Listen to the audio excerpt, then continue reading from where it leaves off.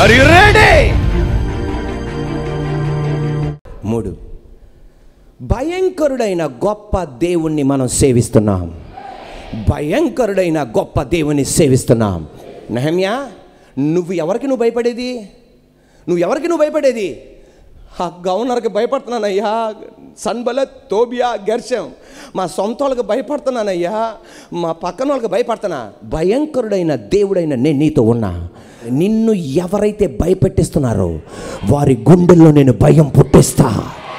నిన్ను ఎవరైతే వణికిస్తున్నారో వాళ్ళకి వణుకుడు కలిగేటట్టు చేస్తా.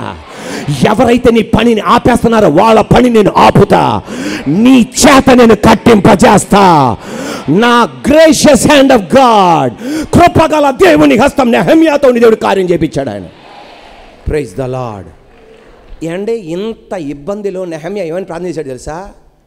ఆయన నోట్లో నుండి వచ్చిన మాట, ఉద్యోగం వదిలిపెట్టుకొని నీ దగ్గరికి వచ్చానయ్యా, మంచి పొజిషన్ వదిలిపెట్టుకొని నీ దగ్గరికి వచ్చానయ్యా. ఏం చేసావయ్యా? నీ మాట విని ఏం చేసావయ్యా? ఉద్యోగం పోయేటట్టు చేసావు. ఇక్కడ కొత్త ఏమన్నా చేస్తున్నావా? ఏమీ లేదు అని అనలా. నీలాగా అనలా, నాలాగా అనలా. ఏమన్నాడంటే, ఈ సమస్యల మధ్యలో భయంకరుడమైన గొప్ప దేవా, నువ్వు నా చేత కట్టింపజేస్తావయ్యా, ఈ గోడ కట్టింపజేస్తావయ్యా. భయంకరుడైన గొప్ప దేవుని మనం సేవిస్తున్నాం.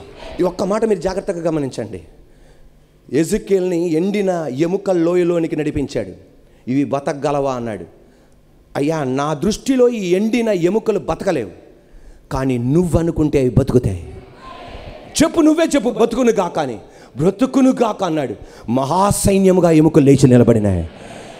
ఎజెకియల్ ఏమన్నాడు తెలుసా? భయంకరుడు అయిన గొప్ప దేవా, ఐక్యత లేనికి ఐక్యత కలిగినాయి, విడిపోయిన ఎముకలు కలిసినాయి. ఈ రోజున నీ ఇంట్లో ఆ కార్యం జరుగును గాక. భయంకరుడమైన గొప్ప దేవా. రాత్రంతా కష్టపడ్డాడు, ఒక్క చేప కూడా దొరకలా. వల విసరమన్నాడు, కుడివైపున వల విసిరాడు. జరిగిందేంటి తెలుసా? పెద్ద పెద్ద చేపలు. ఆయన నోట్లో నుండి ఇండైరెక్ట్గా వచ్చే మాట ఏంటి తెలుసా? అయ్యా, నీ ఎదుట నేను నిలబడలేను. ఇంకొక మాటకు అర్థం, భయంకరుడు అయిన గొప్ప దేవా. పాస్టర్ అడబోయ్ అన్న గొప్ప దైవజనుడు, అనేక మంది ఆయన వీడియోలు, ఆయన పుస్తకాలు చదువుతారు. ఆయన ఆ వీడియోలు ఇలా చెప్తున్నాడు. ఏమని చెప్తున్నాడో తెలుసా? ఒకరోజు తన విశ్వాసి పక్కన కూర్చున్నాడంట. విశ్వాసి పక్కన కూర్చుంటే ఆ విశ్వాసి చెప్తుంటే ఏమీ వినపడట్లేదంట. ఏమీ వినపడకపోతే ఆ విశ్వాసురాలు అనుకుందంట, అయ్యగారు వాక్యం ధ్యానిస్తున్నట్టు ఉన్నాడు, అందుకే నేను ఏం చెప్పింది వినపడట్లా. ఇటువాళ్ళు వైపు ఇంకొక పురుషుడు ఏదో మాట్లాడుతుంటే అది వినపడట్లా. ఆయన కూడా అనుకుంటున్నాడు, అయ్యగారు వాక్యం ధ్యానిస్తున్నారు, అందుకే మేము చెప్పేవి ఏమీ ఇతనికి వినపడట్లా. కానీ తర్వాత అర్థమైంది, వీళ్ళిద్దరు ముఖం చూసి, నా చెవులు వినపడట్లా, నాకు వినికిడి శక్తి పోయింది. పిల్లలు హాస్పిటల్కి తీసుకెళ్లారు. చెవి వెనకాల ఒక రకమైన ట్యూమర్ బయటకు వచ్చిందంట, ఒక గెడ్డ. ఇక 2 చెవులు ఆపరేట్ జరగాలి. ఆపరేషన్ జరిగితేనే వినపడతాయి తప్ప ఇక వినపడవు.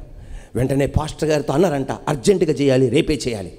వెంటనే నేను అన్నాడంట, 7 రోజులు నాకు అవకాశం ఇవ్వండి. భయంకరుడైన గొప్ప దేవుడు ఉన్నాడు, the great and awesome God. గొప్ప దేవుని నేను ఆరాధిస్తున్నా, గొప్ప దేవుని యొక్క పరిచారకుణ్ణి, గొప్ప దేవుని యొక్క సేవకుణ్ణి. హాస్పిటల్కి నేను వ్యతిరేకం కాదు, మందులకు వ్యతిరేకం కాదు, ఆపరేషన్కి నేను వ్యతిరేకం కాదు. నా దేవుని దగ్గరికి వెళ్ళి అడుగుతా. ప్రార్థన చేశాడు. నా చెవులను సృష్టించిన వాడవు నువ్వే, నా అవయవాలను సృజించిన వాడు నువ్వే. యేసయ్యా, నా అవయవాలను సృజించిన వాడు నువ్వే, నా గుండెను సృజించిన వాడు నువ్వే, తల మొదలుకొని అరిపాదం వరకు సృజించిన వాడు నువ్వే, నడి నెత్తి మొదలుకొని అరిపాదం వరకు సృజించిన వాడు నువ్వే. కార్యం చేయదేవా. 7వ రోజు వెళ్ళాడు. అన్నాడు, నాకు వినపడుతుంది అన్నాడు. అనగానే ఆ చర్చికి సంబంధించిన డాక్టర్లేనంట, అయ్యగారు వినపడుతుందా అన్నారు, మీకు వినపడట్లేదు అన్నారు. వినపడుతుంది. మళ్ళా టెస్ట్ చేసి చూడగా 7 రోజుల క్రితం ఉన్న ఆ 2 ట్యూమర్లు అవి అప్రత్యక్షమైపోయినాయి. దేవుని హస్తం అక్కడ నుండి దేవుడు విడుదలపరిచాడు. భయంకరుడైన దేవుడు ఈ రోజున మొదటి ఆరాధనలో ఆ గడ్డలను దేవుడు స్వస్థతపరచును గాక, ఆ ట్యూమర్లను దేవుడు స్వస్థతపరచును గాక, ఆ బ్లడ్ బ్లాకులు దేవుడు విడుదలచ్చును గాక. ప్రైజ్ ద లార్డ్, హల్లెలూయా. భయంకరుడైన గొప్ప దేవుడు. ఇంటికెళ్ళి చదవండి, ఆదికాండం 29వ అధ్యాయం. ఒక అద్భుతమైన సంగతి కనబడుతుంది. యాకోబుకి 2 భార్యలు, లేయా రాహేలు. అప్పుడు కాలంలో, ఇప్పుడు ఒకలే. యాకోబుకి 2 భార్యలు, లేయా రాహేలు. లేయా గర్భ పాత్రను దేవుడు తెరిచాడంట, రాహేలు గర్భ పాత్రను మూసేశాడంట. వా, ఎంత వేదనకరం! లేయా గర్భ పాత్రను తెరిచాడంట, రాహేలు గర్భ పాత్రను మూసాడంట. కానీ రాహేలు ప్రార్థన చేయగా, తన భర్త ప్రార్థన చేయగా, ఏ దేవుడైతే లేయా గర్భ పాత్రను తెరిచాడో కృపగల దేవుడు వారి ప్రార్థన ఆలకించి ఆమె గర్భ పాత్రను తెరిచి యోసేపుని బెన్యామీని ఇచ్చాడు. ఏ దేవుడైతే ఇతరుల వ్యాపార పాత్రలను దేవుడు తెరిచాడో, ఇతరుల వ్యాపార గుమ్మాలని తెరిచాడో, నీ వ్యాపార గుమ్మాన్ని మూసాడో, ఏ దేవుడైతే వాళ్ళ వ్యాపార తలుపులను తెరిచాడో అదే దేవాది దేవుడు నీ వ్యాపార తలుపులు తెరుచును గాక. ఆమేనండి. వివాహ తలుపులు తెరువును గాక, అభివృద్ధి తలుపులు తెరువును గాక, ఉద్యోగ తలుపులు తెరువును గాక. ఆయన ముయ్యగలడు, ఎవరు తెరవగలరు? ఆయన తెరిచిన తర్వాత ఎవడు ముయ్యలేడు. ఫిలదెల్ఫియా సంఘానికి దేవుడిచ్చిన వాగ్దానం ఇదే, నేను తెరవగా ఎవరు ముయ్యలేరు.